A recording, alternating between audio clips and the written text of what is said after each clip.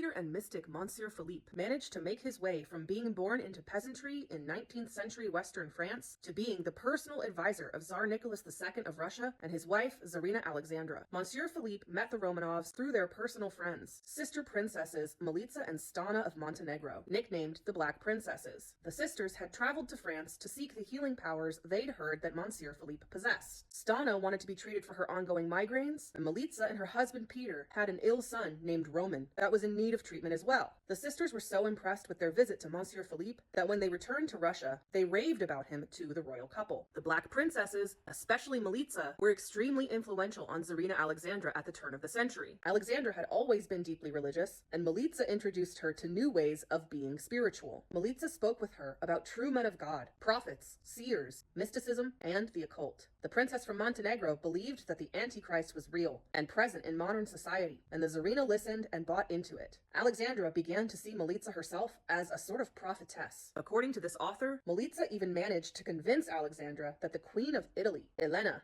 had been possessed by an evil spirit. Monsieur Philippe was invited to Russia by the Black Princesses and arrived in the capital of St. Petersburg on March 26, 1901. He ended up staying for 3 entire months, and during this time, he was introduced to the Romanovs at some point before returning to France. Philippe came back to St. Petersburg about a month later on July 9th, and on the very day he arrived, Tsar Nicholas, Tzarina Alexandra, the Black Princesses, and their husbands, Nicholas's cousins, Peter and Nicolasha, went to Znamenka to meet with him. The 6 Russian nobles stayed and listened to Philippe talk for hours, and from this date onwards, their relationships with this French mystic escalated day by day. 2 days later, on July 11th, Philippe lunched with the Romanovs and was introduced to their 4 daughters, including 1-month-old Princess Anastasia. The royal couple saw Philippe for the next 10 days straight, until he departed for France once more on July 21st. And during these 10 days, Nicholas and Alexandra were either dodging their political obligations or bringing Philippe along with them to their engagements, just so they could spend as much time with him as possible, often staying with him until 2:30 in the morning. We know this because Tsar Nicholas kept a journal that he wrote in every single day. The day after Philippe left Russia, Nicholas's entry reads, "We all feel as if we've been orphaned." At the end of August, Nicholas traveled to Sweden to discuss the Far East with Kaiser Wilhelm of Germany. Wilhelm was seeking Russian support. And on the 27th of August, Alexandra wrote a letter to Nicholas. "My thoughts and prayers will be with you the whole time, and I know this is also true for Mr. P, and this alone comforts me, for else the separation would be too horrible. Don't forget, Saturday evening around 10:30, all our thoughts should take flight for Lyon, where Philippe lived. How rich our lives have become since we met him, and it seems that everything has become much easier to bear." From this meeting with Kaiser Wilhelm, Nicholas left for France, and the French president at the time traveled with him by train. When Nicholas arrived, he met up with Alexandra, and on September 6th, Monsieur Philippe paid them a surprise visit. The next day, Philippe introduced them to his son-in-law, who published books on the occult under the pen name Mark Haven. In the days following, Nicholas met up with the French president and the French Minister of Foreign Affairs, and strongly urged them to grant Monsieur Philippe a French medical diploma. This absolutely baffled the French officials, as they knew Monsieur Philippe to be nothing but a charlatan. It was the equivalent of a foreign king coming to America today and urging our officials to make Chris Angel the Mind Freak into a medical doctor, which I shouldn't really joke about because nothing feels impossible currently, but obviously these French officials ignored the Tsar's bizarre request. Monsieur Philippe became one of Nicholas's most trusted confidants almost overnight, and within no time, there's evidence that Monsieur Philippe was actually giving Nicholas advice on how to rule Russia. In some of Milica's notes after she left one of Philippe's seances at Znamenka, she wrote that Philippe predicted that war is coming to England, and that wit is sowing trouble. If these notes are true, and that actually happened, this was very serious for Monsieur Philippe to be saying out loud to the Emperor of Russia. Count Sergei Witt was the Minister of Finance who was pushing to implement policies to industrialize and modernize Russia's economy and political structure at the time. AKA, Witt wanted the political reform that Alexandra was so deeply opposed to. Eventually, Witt would succeed in getting this reform, as he became Russia's first prime minister when Nicholas caved during the 1905 Russian Revolution after nearly 9 months of violence and unrest, and signed the October Manifesto. But Milica's notes imply that Philippe, a French mystic, was allegedly giving Nicholas advice on how to deal with Witt all the way back in 1901. Philippe supposedly described Witt as a deadly spider and said an unclean spirit had taken possession of his soul. Philippe tried to convince Nicholas to resist any sort of reforms that would weaken his power as Tsar, and said that a constitution for the people would ruin both Russia and Nicholas himself. Words of advice that the Romanovs would never forget. Philippe convinced Nicholas he was something grander than a Tsar, that he was destined to become the emperor of the entire Orient in order to defend Europe's interests in the Far East. Philippe convinced Alexandra that she possessed the infallible ability to read a person's intentions instantly upon meeting them. And by November of 1901, Philippe was offered housing from the Romanovs and moved into a place close to the Alexandra Palace with his daughter Victoria and her husband. Then, on November 9th, Nicholas surprised Philippe with a diploma as a medical doctor from the Military Medical Academy, and Nicolasha presented him with a military medical uniform. The degree that Nicholas was seeking for Philippe in France was granted to him at last in Russia. One of Philippe's most famous talents was his supposed ability to determine the sex of a fetus, perhaps through hypnotic passes, astronomy, hermetic medicine, or psychurgy?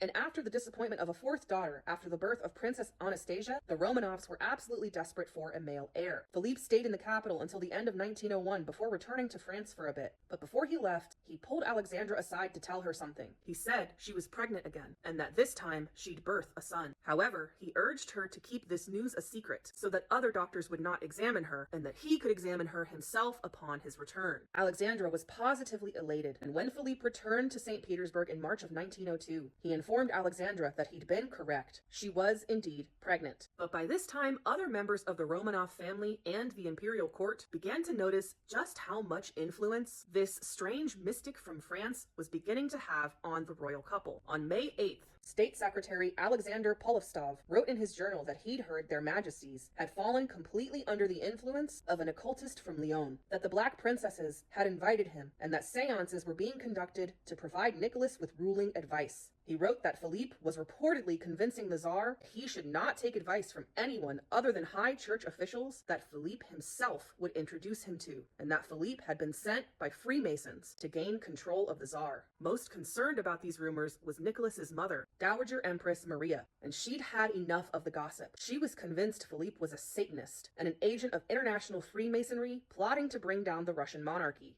So she instructed the palace commandant, General Peter Guess, to look into this Monsieur Philippe. Guess sent the head of the Tsar's secret police, Peter Rachkovsky, to research him. Rachkovsky reported back that he learned Philippe was a dark and suspicious character, a dabbler in black magic, and that he had ties to powerful Freemason lodges. But when General Guess showed this report to Nicholas, the Tsar allegedly tore it up, threw it on the ground, and stomped on it. By October of that year, Rachkovsky was fired, and rumors began to circulate that Philippe had sent Nicholas a message via Milica that the heavens demanded Rachkovsky's firing. By mid-1902, the rumors that the royal couple were being heavily influenced by this mystic had left the palace walls and spread to other kingdoms. So in July of 1902, Alexandra's sister Ella visited her at Peterhof to talk about Philippe's poor reputation. Alexandra dismissed her sister's concerns and told her the rumors all came from jealousy and inquisitiveness. However, another crisis was waiting just around the corner. By August, Alexandra was supposed to have been 5 months pregnant, but she had not grown any bigger. With Philippe out of the country at the time, her concerns reached a peak, and Alexandra caved and finally called on Russia's leading gynecologist, Dr. Dmitry Ott. It was then that Dr. Ott discovered Alexandra was not pregnant at all. It had already been announced to all of Russia that Alexandra was expecting a 5th child. So to save face, the palace released a statement that the Empress had miscarried. Embarrassed, Alexandra confessed to her mother-in-law what had actually happened, that it was Philippe who had convinced her she was pregnant in the first place. Both Maria and Nicholas's sister Ksenia attempted to confront Nicholas and Alexandra about their relationship with the Frenchman once more, and once again the royal couple brushed away concerns. When the Romanovs met with Monsieur Philippe to tell him the news that she was not pregnant, Philippe briefly attempted to console them, but then began urging them to forget all about it. Unfortunately for the Romanovs, the news of the false pregnancy did not stay within the palace walls, and the gossip concerning their relationship with the mystic intensified. On August 29, 1902, Ella wrote to the Dowager Empress of her conversation with Alexandra about Philippe, calling the Black Princesses cockroaches for bringing the man to Russia. On August 31st, Ksenia wrote to Princess Oblinskaya, "We will look like fools. They have completely fallen under his influence. There are many things I could tell, only I don't want to write about it." By fall, the rumors had spread beyond monarchies and were now public knowledge, and banned publications were being smuggled into Russia, claiming that Philippe was advising the Tsar's every move. Finally, a man of nobility confronted the Romanovs about these rumors. Prince Vladimir Meshchersky, a personal friend of Nicholas's father, Tsar Alexander III, who was like an uncle to Nicholas, first brought his concerns to Alexandra.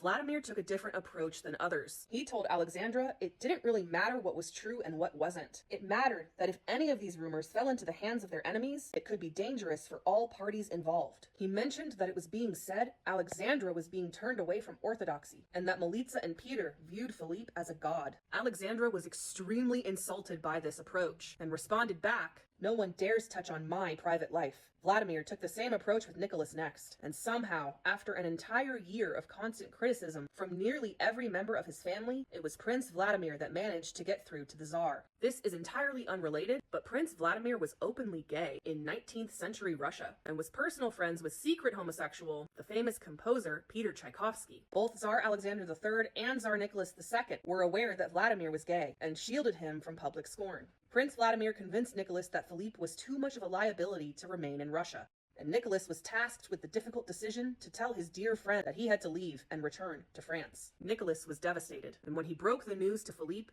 he also came bearing an expensive gift for the Frenchman, a Serpollet steam-powered automobile. Alexandra was inconsolable when she learned of this decision. Before Philippe left Russia, he gave Alexandra two parting gifts: a bundle of dried flowers that he claimed had been touched by the hands of Christ himself, and a small handbell that he said would begin to ring as if by magic should anyone approach her who was not her friend.